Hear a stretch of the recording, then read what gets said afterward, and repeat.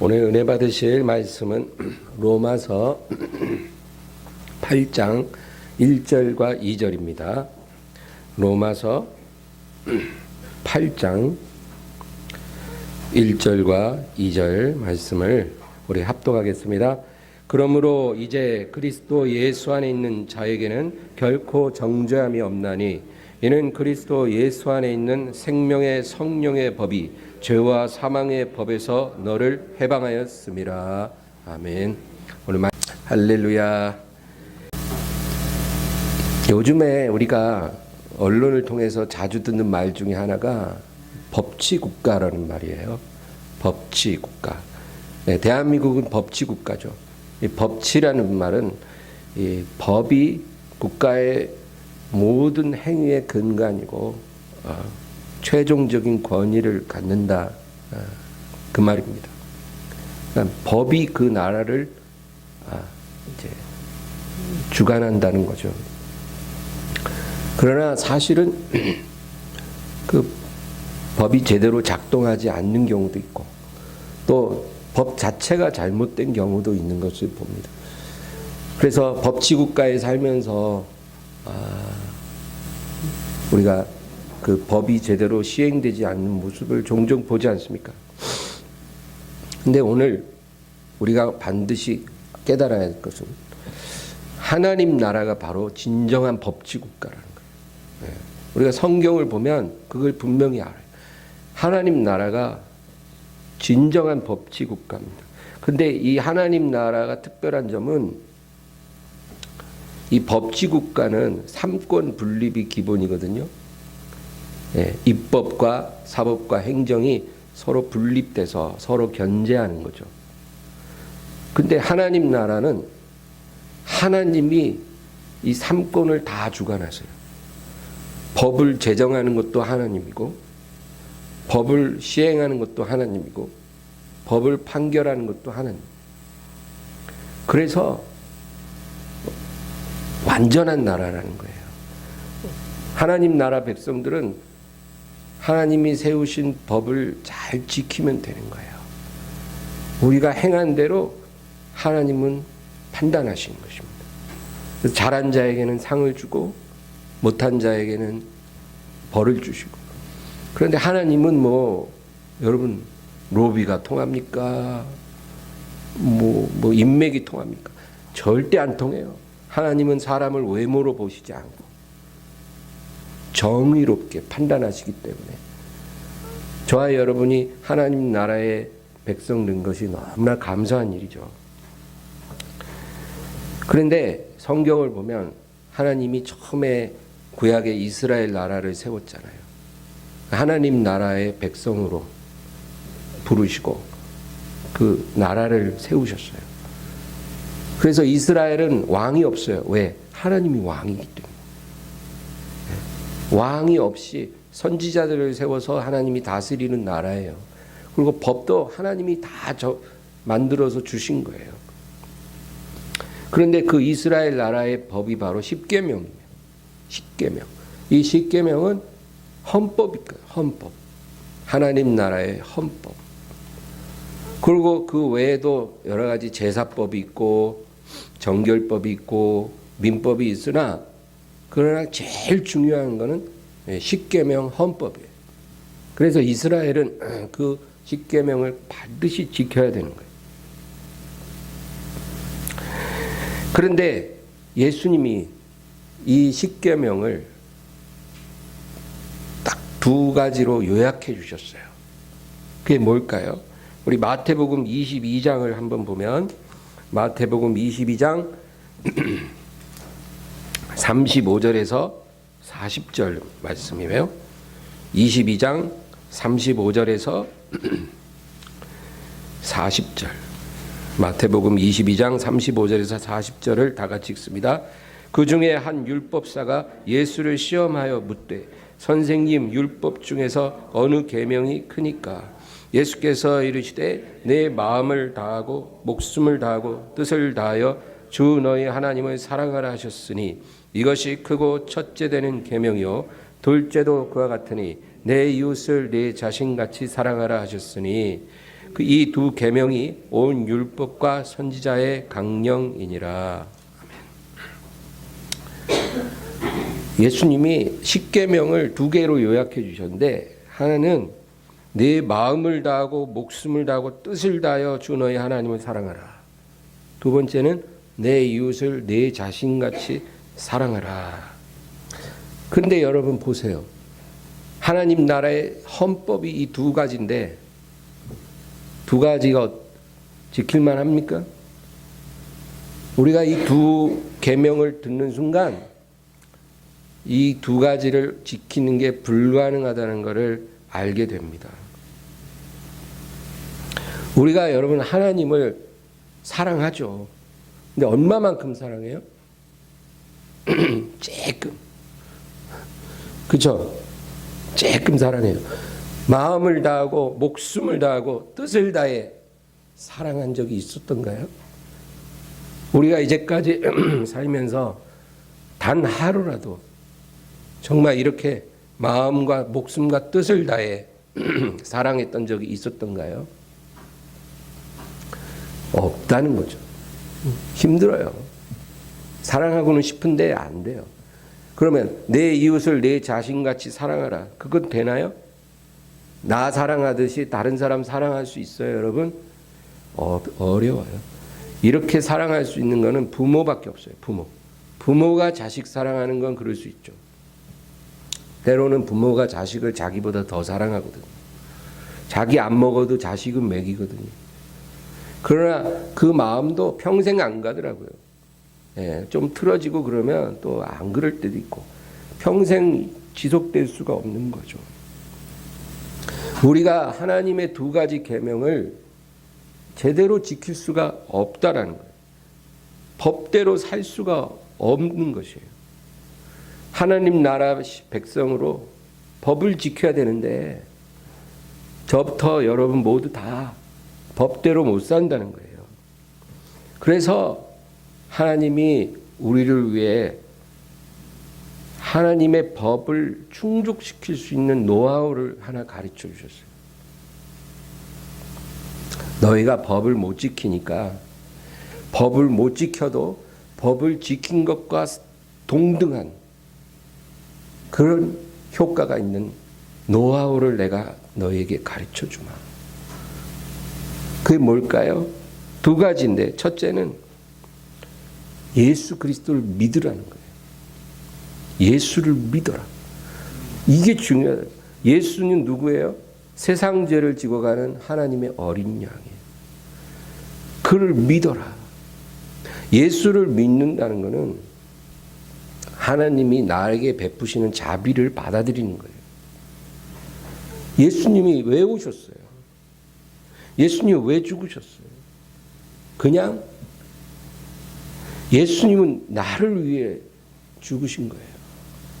내 죄를 속하기 위해 죄값을 지불하신 거예요. 그러니까 그를 믿으라는 거예요. 2000년 전 갈보리 언덕에 십자가에서 벌거벗고 못 박혀 피를 흘리신 그분을 믿으라. 왜? 너의 죄를 덮기 위해 내가 내 피를 흘렸노라.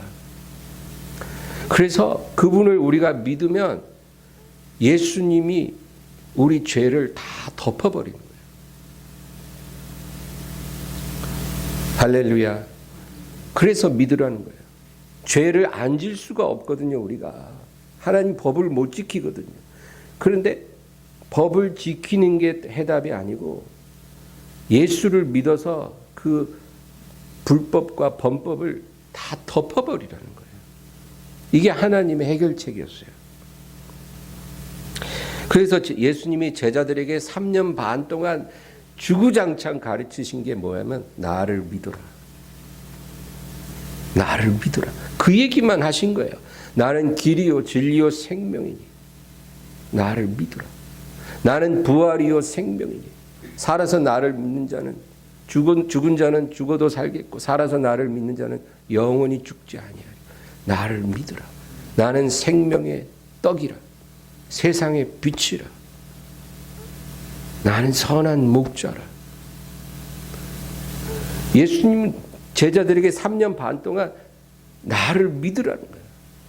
내가 모든 해결책이 되니까 너희는 나를 믿으라. 믿는 것만이 끝나는 게 아니라 나를 먹으라는 거예요. 내 살을 먹고 내 피를 마셔.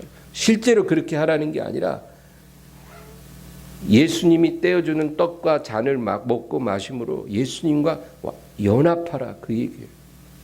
그게 너희들이 살 길이라는 거예요.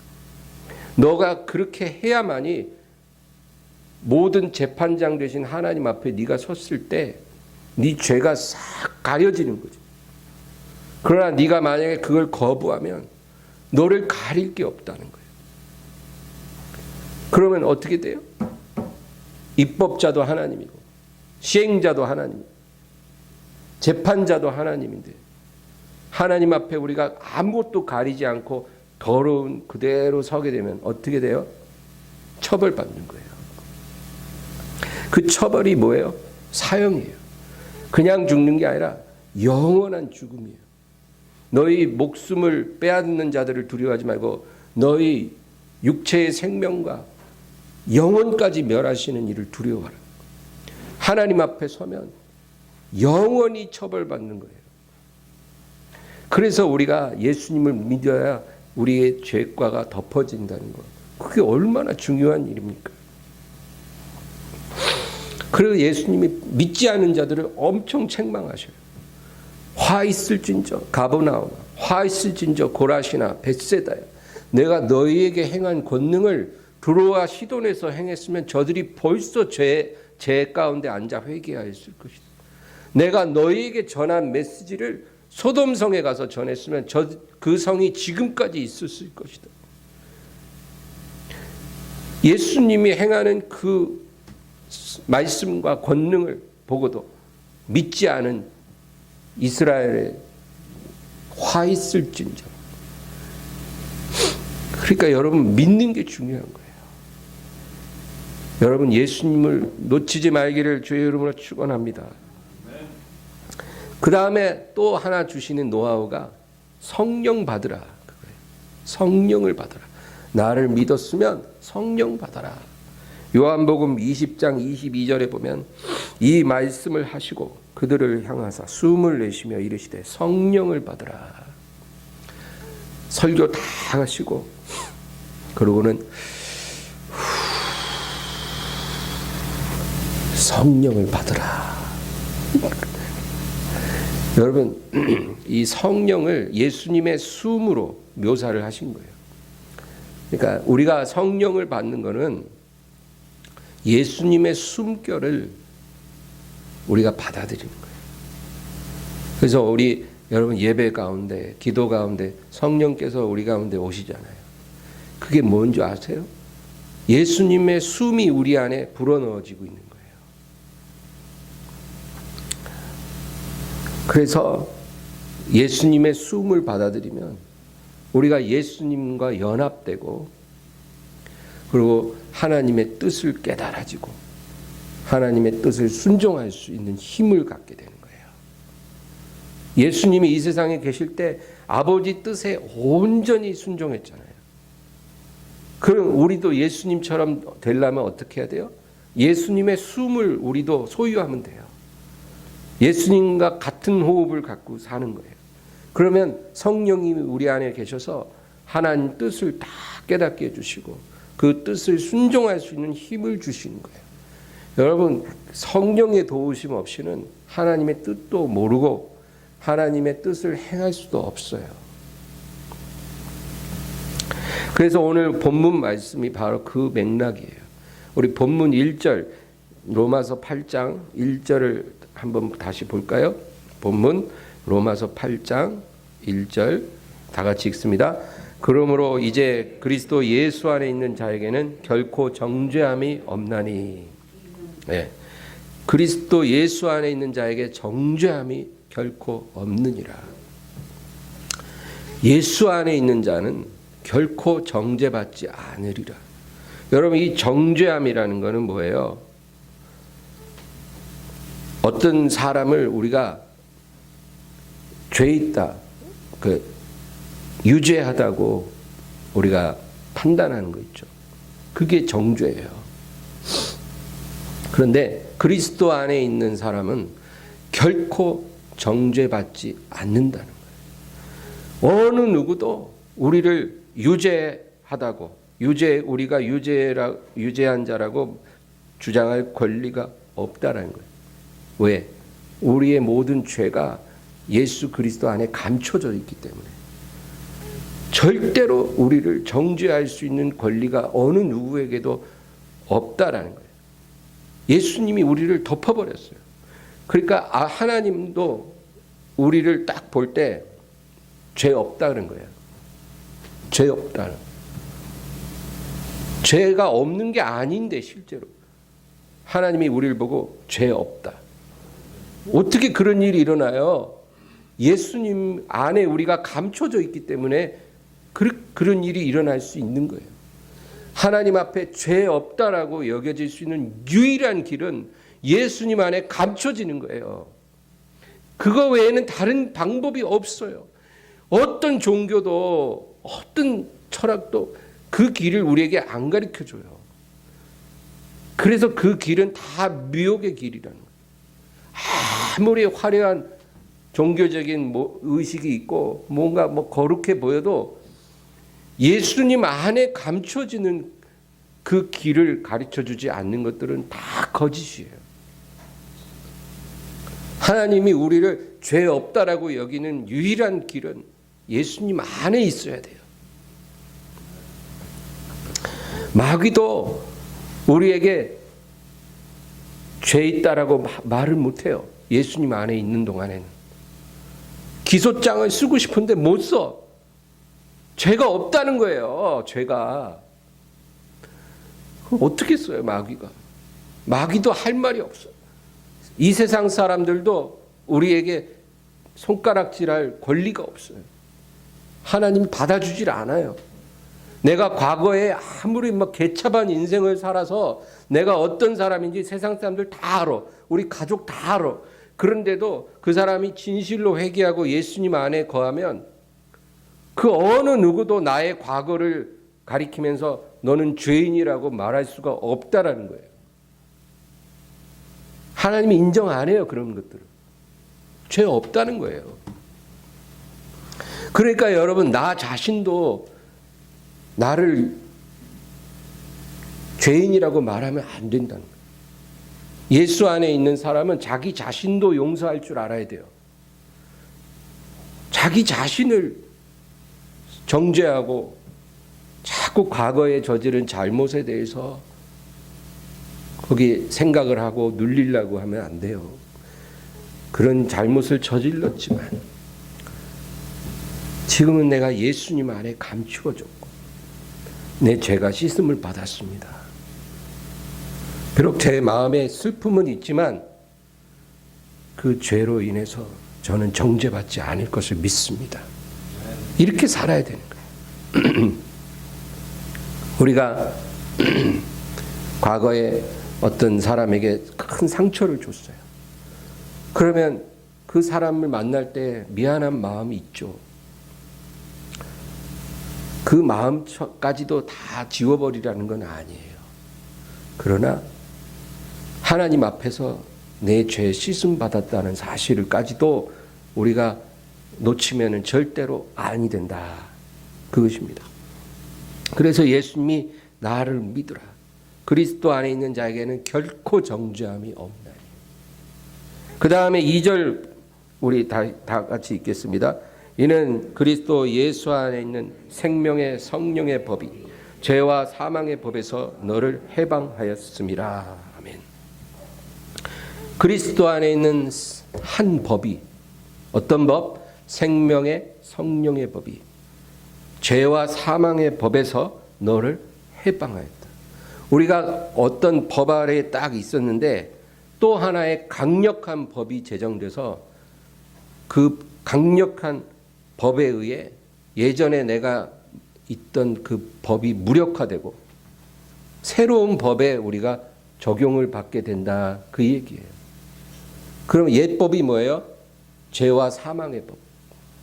그 법 아래 우리가 적용받고 살았는데 생명의 성령의 법이 제정돼서 우리를 새로운 법으로 인도한다는 거예요. 여러분, 이 법도요, 서로 부딪힐 때는 상위법에 적용을 받는 거 아시죠? 대통령의 면책특권이라고 있어요. 대통령이 현직에 있는 동안, 임기 중에 있을 때는 형사소출을 받지 않는다는 거예요. 그래서 어떤 잘못을 해도 그 대통령의 임기 중에는 기소될 수 없고 수사 대상이 될 수 없어요. 그게 면책특권이에요. 그 임기 동안에는 손대지 못한다는 거예요. 그런데 이제 임기 마치고 내려오면 이제 그 재임 기간에 저지른 모든 피의 사실에 대해서 이제 수사를 받아야 되는 거예요. 그리고 죄가 있으면 감옥 가야 돼요. 그러나 임기 중에는 면책특권이 있는 거예요. 그런 관점에서 우리 예수 믿는 사람들은 영원히 면책특권을 받고 있다라는 거예요. 우리가 예수님 안에 머무는 것은 마치 대통령이 청와대 안에 머무는 것과 똑같은 거예요. 그러면 손댈 수가 없어. 어지간한 죄에 대해서. 우리가 예수 안에 있어야 되는 이유가 바로 그거예요. 여러분, 대통령들이 왜 오래오래 대통령 하고 싶어 하는지 아세요? 내려가면 죽는 거 알거든. 그래서 거기서 안 내려오고 싶은 거예요. 그래서 안 내려올라 하다가 한 사람은 머리에 총 맞고, 그래서 이게 안 내려가려다가 총 맞아 죽는구나. 그러고 나서 이제 내려가긴 내려가는데 이제 자기 후임자를, 자기 아바타를 딱 세워놓고 내가 너 대통령 넘겨줄 테니까 너 나 수사하면 안 돼야? 이러려고 이제 노력을 막 하는데 그게 자기 마음대로 되나 말이지. 여러분, 우리는 예수님 안에 거하는 순간 면책특권을 받는데 거기서 제 발로 나가는 바보가 어디 있어요? 여러분, 예수님을 떠나지 말기를 바랍니다. 우리가 예수님을 떠나는 순간 우리의 덮어졌던 죄가 다 드러나고 우리는 기소되는 거예요. 누가 우리를 기소해요? 마귀가. 그러면 그 죄에 대해서 처벌받는 거예요. 그러면 사형이에요, 여러분. 그래서 예수님 안에, 그 자비하심 안에 거하며 주님의 얼굴을 구하고 주님의 그 아름다움을 사모하며 예배하며 살아가는 게 우리 하나님의 자녀라, 그 얘기입니다. 예전에는 죄와 사망의 법 아래 살았으나 지금은 생명의 성령의 법 아래 우리가 살아가고 있어요. 여러분, 성경에 예수님 그 비유 중에 아버지를 떠난 둘째 아들 이야기 아시죠? 둘째 아들이 아버지를 떠났어요. 먼 나라 가서 마음대로 살다가 이제 완전히 추락했어요. 그래서 이제 빈털터리가 돼서 남의 농장에 가서 일을 하는데 이 돼지 사료를 먹고 배를 채우려고 해도 그것마저 넉넉지가 않은 거예요. 돼지들은 배불리 먹는데 자기한테는 그 사료조차도 넉넉히 제공되지 않아. 배가 고파서 견딜 수가 없어. 자존감 다 추락하고 수치심, 열등감, 두려움, 분노, 우울증, 불면증, 자살충동, 비참한 현실, 이런 것들이 이 아들을 짓눌렀어요. 그래서 이 아들이 결심합니다. 내가 차라리 아버지께 돌아가자. 아버지께 돌아가서 아들을 지위는 바라지 말고 그냥 품삯이라도 넉넉히 받을 수 있는 종노릇이라도 좋으니까 내가 아버지께 다시 돌아가야 되지 않겠나. 그렇게 결심을 하고 아버지께 돌아가는데 아버지가 달려와서 아들을 껴안아줘요. 그 순간 이 둘째 아들은 비참한 노숙자에서 부잣집 상속자로 변한 거예요. 여러분, 왜 예수님이 이 비유를 했겠어요? 우리 보고 돌아오라, 그 얘기예요. 돌아와라. 죄와 사망의 법 아래 살아가지 말고 생명의 성령의 법에 적용을 받는 하나님께 돌아와라. 그래서 예수를 믿어라 하고 또 성령을 받아라 하신 거예요. 그게 하나님께 돌아가는 길이에요. 예수 믿는 거, 성령 받는 거, 이거밖에 없어요. 이게 생명의 성령의 법 아래 살아가는 방법이에요. 그런데 오늘 우리는 좀 더 구체적으로 우리가 이 새로운 법 아래 살아가기 위해 지켜야 될 세 가지 중요한 원칙을 또 말씀드리고자 해요. 첫째는 진리의 빛을 우리가 가져야 합니다. 우리가 성령을 받게 되면요, 성령께서 우리에게 주시는 선물이 있어요. 선물이. 그 하나가 바로 진리의 빛이에요. 우리가 이 진리의 빛을 가져야 해요. 왜 진리를 빛이라고 말하냐면, 빛은 어두움을 밝히고 길을 보여주거든요. 캄캄하면 어디가 길인지 어디가 문인지 안 보여. 근데 불 딱 켜면 문 딱 보이잖아요. 그럼 문 열고 나갈 수 있죠. 여러분, 진리가 바로 그런 역할을 해요. 그래서 진리는 빛이에요. 우리가 인생을 어느 방향으로 어디로 가야 될지 모를 때 우리에게 필요한 게 진리예요. 진리. 그래서 성령이 오시면 우리에게 진리의 빛을 비추어 주신 거예요. 이 진리라는 것은 어떤 윤리적이고 도덕적인 기준을 말하는 게 아니고 하나님의 뜻을 이해하는 거예요. 하나님의 뜻. 하나님의 뜻을 이해하는 게 진리예요. 그걸 깨달으면 그 진리의 빛이 지금 비춰지고 있다, 그 얘기예요. 이 아버지를 떠난 둘째 아들이요, 그 돼지 사료로도 배를 못 채우고 있을 때 그가 어떤 결정을 내렸냐면, 조금만 더 견뎌보자. 내가 어떻게 낯짝 들고 아버지께 가겠나. 그냥 여기서 견디다 죽든지 이래야 되지 않겠나. 만약에 이랬으면 이 사람은 진리가 아니라 미혹에 이끌리는 거예요. 견디는 게 중요한 게 아니라 당장 다 정리하고 아버지께 돌아가야 된다는 거. 그거 깨달은 게, 그게 진리의 빛이 비춰진 거예요, 여러분. 내가 지금 어디로 가야 될지 모르는데 어떤 길로 가야 하나님이 원하시는 길인가를 깨닫는 거. 그게 진리의 빛이에요. 그걸 누가 비춰줘요? 성령께서. 그래서 성령님이 우리에게 필요한 거예요. 12년간 혈루병에 앓던 여인이 그 고통 속에서 또 다른 병원을 찾아가고 또 다른 의사를 찾는 게 아니라 예수님께 가서 그분의 옷자락을 만지는 거, 내가 그분의 옷자락이라도 만지면 나을 것이다라고 깨달은 거, 그게 진리예요, 여러분. 그런데 그걸 못 깨달은 사람은 가진 돈 다 탕진하고 이제 몸도 만신창이 됐지만 어디 뭐 신촌 세브란스 가면 고쳐? 거기 한 번 더 가보자. 다 가봤는데 안 돼. 어디 강원도 어디 무슨 약수터 가서 뭐 마시면 난다고? 그래, 거기 한번 가보자. 죽을 때까지 계속 그렇게 돌아다니는 사람은 진리를 못 발견한 거고, 예수님 앞에 가서 그분 옷자락을 만져야 되겠다. 그 깨달으면 그 진리예요.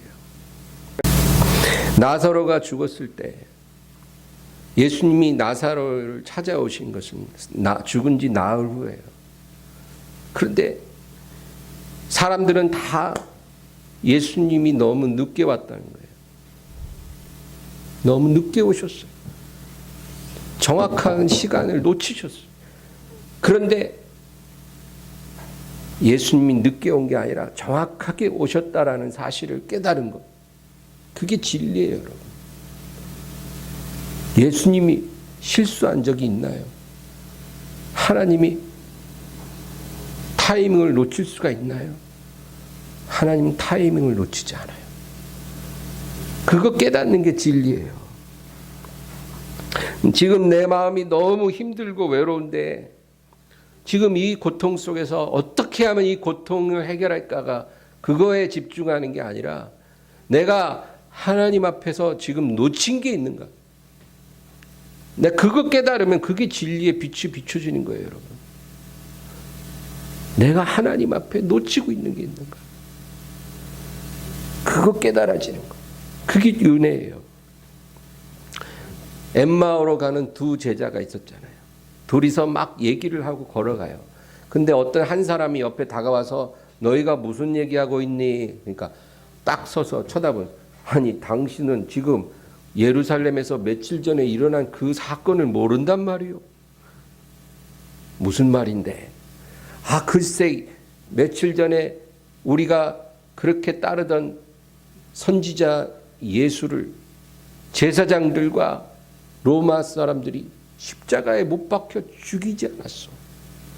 그래서 우리가 지금 너무 낙심이 되고 우리는 그 사람이 이스라엘을 회복시킬 자라고 믿었는데 그 사람을 십자가에서 처형시켰는데 지금 들리는 말로는 어떤 여인들이 무덤에 이른 아침에 갔다가 그 무덤이 열려 있고 그분이 죽지 않고 살아나셨다라고 말하는 천사를 만났다 하니 우리가 이게 도대체 어떤 일인가 너무 지금 심란해서 그 얘기를 하고 있지 않습니까? 당신은 어떻게 그 일을 모른단 말이에요.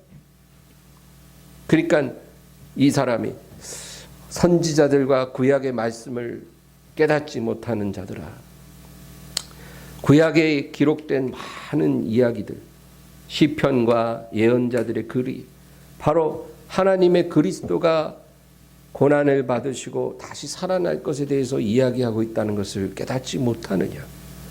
바로 구약에 그 이야기가 있느니라. 그래서 구약의 몇 절에 뭐가 있고 뭐가 어떻고 저떻고 길을 가면서 얘기를 해주는 거예요. 그 얘기 듣다가 보니까 시간 가는 줄 몰라. 주막에 가서 우리 식사하면서 얘기합시다. 그래서 식사를 하는데 떡을 딱 떼서 예수님이 주는 순간 그 눈이 밝아져서 예수님을 알아보는데 그 순간 예수님이 보이지 않았더라. 그런데 뭐라고 하면 누가복음 24장 32절을 보면 그들이 서로 말하되 길에서 우리에게 말씀하시고 우리에게 성경을 풀어주실 때 우리 속에서 마음이 뜨겁지 아니하더냐 하고, 우리에게 성경을 풀어주실 때 우리의 마음에 뜨겁지 아니하더냐. 여러분, 성령이 오시면 하나님의 말씀을 열어주세요.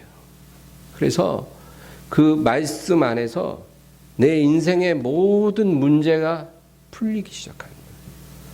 내 인생에 정말 이해할 수 없었던 일들, 미스테리들, 그 고통들, 도대체 왜 내게 이런 일이 일어났을까?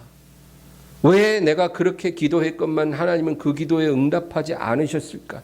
이런 모든 문제가 이해가 되고 해석이 되는 거예요. 말씀 안에서. 그게 바로 진리의 빛이다, 그 얘기예요. 그 다음에 두 번째로 성령이 우리에게 주시는 것은 진리의 영입니다. 사랑의 영, 사랑의 영이에요. 여러분, 이 사랑 너무너무 중요하죠. 우리가 어디 외출을 할 때 꼭 갖고 나가는 거 있죠. 뭐예요? 지갑, 휴대폰. 이거 꼭 들고 나가잖아요. 그런데 어떨 때 보면 잡다한 짐은 다 챙겨서 들고 나갔어. 근데 한참 가다 보니까 휴대폰 안 갖고 왔네. 지갑 안 들고 왔네. 여러분 이런 적 없었어요? 저는 너무너무 그런 일이 많아요. 제일 중요한 거를 놓고 오면 에휴 그냥 가자 이럴 수가 없어. 지금 오랜 시간 외출을 해야 되는데 여러분 휴대폰 놓고 왔다고 그냥 가요? 지갑 없다고 그냥 가요? 안 되거든요. 그러면 다시 돌아가야 돼요. 다른 짐은 놓고 오면 그냥 갈 수도 있지만 중요한 거는 다시 돌아가야 돼요. 집으로. 원점으로. 처음 출발했던 지점으로. 바로 사랑이 그래요. 사랑이. 우리가 하나님 앞에 100가지 사역을 해도 제일 중요한 게 빠지면 다시 원점으로 돌아가야 돼요. 그게 사랑이에요. 사랑 없으면 소용이 없다는 거예요. 고린도전서 13장에 그 말씀이잖아요. 천사의 말을 해도 사랑 없으면 소리나는 구리와 울리는 꽹과리가 되고, 예언하는 능력 있고 산을 옮기는 믿음이 있어도 사랑 없으면 아무것도 아니고, 그렇죠? 사랑 없으면 안 된다, 그 얘기예요. 모든 것을 구제하도록 내어주고 내 몸을 불사르게 내어주더라도 내가 가진 거 다 바쳐서 하나님 일을 해도 사랑 없으면 내게 아무 유익이 없다. 그러니까 여러분, 사랑 빠지면 100가지 1000가지 사역을 해도 소용없다. 사랑이 있어야 됩니다. 그래서 성령님이 오시면 우리에게 사랑의 영을 주시는 거예요. 하나님을 사랑하도록, 내 앞에 있는 형제를 사랑하도록, 그거를 우리에게 말씀하신 거예요. 바리새인들의 문제가 바로 그거였어요. 바리새인들은 지식도 많았어요. 행위도 훌륭했어요. 그런데 뭐가 없어요? 사랑이 없어요. 사랑이. 영혼을 불쌍히 여기는 마음이 없어. 안식일 날 병 고친다고 뭐라 그래. 지 가축이 안식일 날 구덩이 빠지면 다 건져낼 거면서 안식일 날 불치병을 예수님이 고쳐주셨다고 뭐라 그래요. 왜 안식일 날 하냐고. 바리새인들은 사랑이 없어요. 사람도 사랑하지 않고 하나님도 사랑하지 않아. 누가복음 11장 42절에 화 있을진저 너희 바리새인이여, 너희가 박하와 운양과 모든 채소의 11조는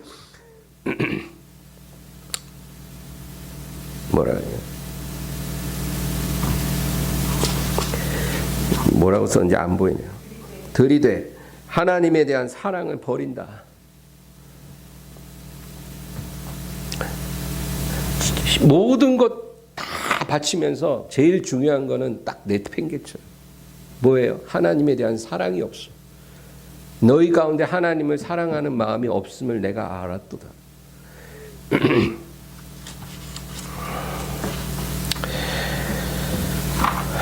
그 다음에 마지막 세 번째로 믿음의 눈이에요.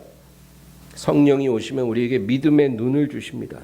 여러분, 눈이라는 건 뭐예요? 인생을 보는 눈. 그렇죠? 인생을 어떻게 보느냐, 삶을 어떻게 보느냐, 내 앞에 일어난 어떤 상황이나 사건을 내가 어떻게 보느냐, 이 눈이 굉장히 중요하거든요. 눈이 인본적이면 안 돼요. 그러면 하나님의 길을 못 봐요. 우리의 눈이 인본적인 눈에서 믿음의 눈으로 바뀌어져야 돼요. 그 눈 바뀌는 게 너무 중요합니다. 그래서 믿음의 눈, 믿음으로 봐야 돼요. 어떤 상황이라도. 여러분, 믿음은 뭘까요? 믿음은 세 가지 종류가 있어요. 성경에서 믿음이라고 할 때는 이 셋 중 하나예요. 첫째는 예수님을 믿는 거, 그게 믿음이죠. 이 믿음 제일 중요해요. 이 믿음이 우리를 천국에 데려가는 거예요. 그 다음 두 번째는 기적이 일어날 것을 믿는 믿음이에요. 어떤 문제가 있을 때 하나님이 그것을 해결해 주실 것이다. 그 믿음이 있어야죠. 믿음 없으면 응답이 안 오죠. 그리고 세 번째, 이거는 사람들이 제일 간과하는 건데, 모든 것이 하나님의 선한 섭리라는 것을 믿는 마음이에요. 모든 것이 하나님의 선하신 손길이다. 이거 믿어줘야 돼요, 여러분. 이거 안 믿어지면 불평이 나와요. 원망하게 돼요. 낙심하게 돼요. 분노하게 돼요. 모든 것이 다 하나님의 선한 역사예요. 하나님 자녀에게 일어나는 모든 일은 그것이 아무리 진짜 뭐랄까 막 고통으로 가득한 상황이라 할지라도 그것조차도 하나님의 선한 역사예요. 우리를 회개시키고 우리를 변화시키고 우리를 새롭게 하기 위해서 하나님이 행하시는 일이에요. 우리에게 축복을 주시려고 그 일을 하나님이 계획하신 거예요. 내 인생에 일어난 모든 일들, 내가 이해할 수 없었던 사건, 내가 도저히 받아들일 수 없는 일들, 그런 것들조차도 하나님의 섭니다. 이게 믿어지면 우리가 믿음의 눈을 갖고 볼 수 있는 거예요. 이게 생명의 성령의 법 아래 사는 법이에요. 오늘 본문 로마서 8장 2절 우리 다시 한번 보고 마칠까 합니다. 8장 2절이요. 이는 그리스도 예수 안에 있는 생명의 성령의 법이 죄와 사망의 법에서 너를 해방하였습니다. 여러분, 우리는 이 세상 사람들과 다른 법을 적용받고 있다는 것을 잊지 말기를 바랍니다. 이 생명의 성령의 법을 따라 사는 방법이 바로 예수님을 믿으라는 것과 성령을 받으라, 이 두 가지인데, 성령을 받게 되면 하나님이 우리에게 진리의 빛을 주시고 사랑의 영을 주시고 믿음의 눈을 주신다, 그 얘기예요. 오늘 이거 꼭 기억하시고 생명의 성령의 법으로 살아가기를 주의 이름으로 축원합니다. 우리 말씀을 생각하면서 간절히 기도합니다. 주여, 주여, 주여.